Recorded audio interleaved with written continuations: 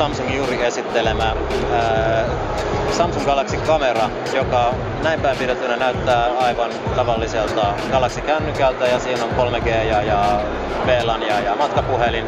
Ja sitten kun tää kääntää, niin tää onkin 21-kertaisella superzoomilla varustettu digikamera, jossa on myös sisäänrakennettu puhelin, Android-puhelin. Eli voisi tavallaan sanoa, että kun on aikaisemmin puhuttu kamerakännyköistä, niin nyt meillä on ensimmäinen kännykkäkamera.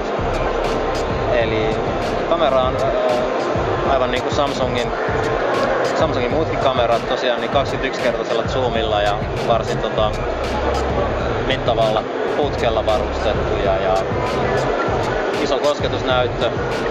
Zoomaus löytyy tästä ja laukaisin tästä.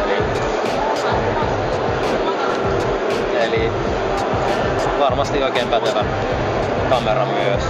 Löytyy myös videonauhoitus.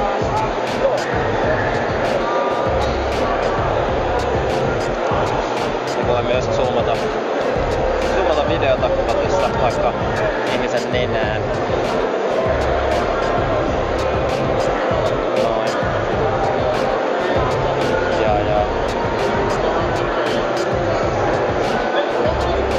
Tää löytyy galleriasovellukset.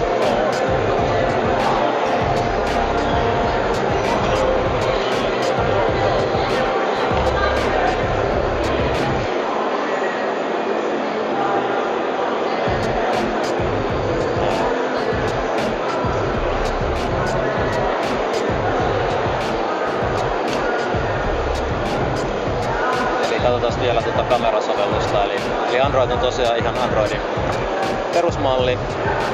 Täältä löytyy efektejä, normaali, alt, negatiivi.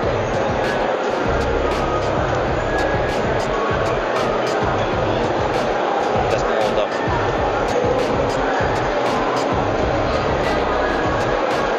Eri kuvausmoodeja, casual. Eli täällä on eri kuvausmoodeja.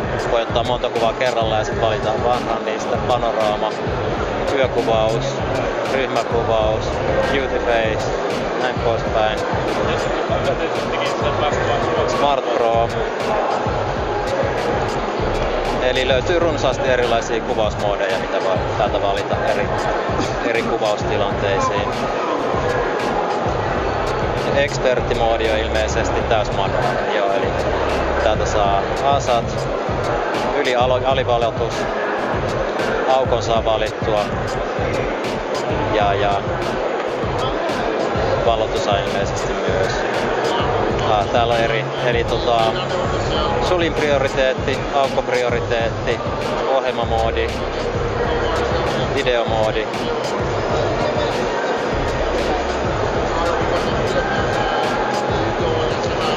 Ja täysmanuaalinen.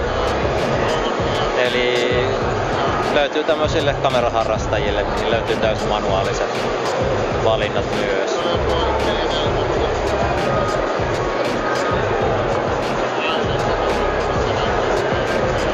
Eli täysiverinen digitaalikamera ja 21-kertaisella zoomilla, jossa on sitten myös 4G matkapuhelin, uusin Android 4.1 Jelly Bean, 4.8 tuuman näyttö ja tämmönen instant upload pilveen, eli kun saatat kuvat, niin voi määritellä, että jos on kiinteähintainen dataliittymä, niin tää lataa sitten suoraan ne Samsungin valokuvapalvelu pilveen, josta ne saa sitten helposti kopiloitua tietokoneelle ilman, että niitä tarvii sitten manuaalisesti muistikortilla tai muuta siirtää.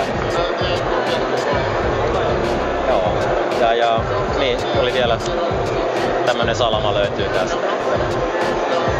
Siinä pääpiirteitä ja tulossa myöhemmin tänä vuonna markkinoille ja kamera oikeastaan kamera tai kännykkä ihan oikeassa, ihan uudessa markkinasegmentissä. Eli mielenkiintoista nähdä, että miten tämmönen lähtee liikkeelle ja miten sitten esimerkiksi kilpailee näiden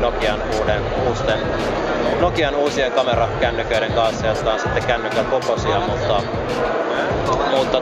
ei sitten välttämättä kuitenkaan aivan yhtä hyvä kuvalaatu kuin tässä Samsungin kamerassa.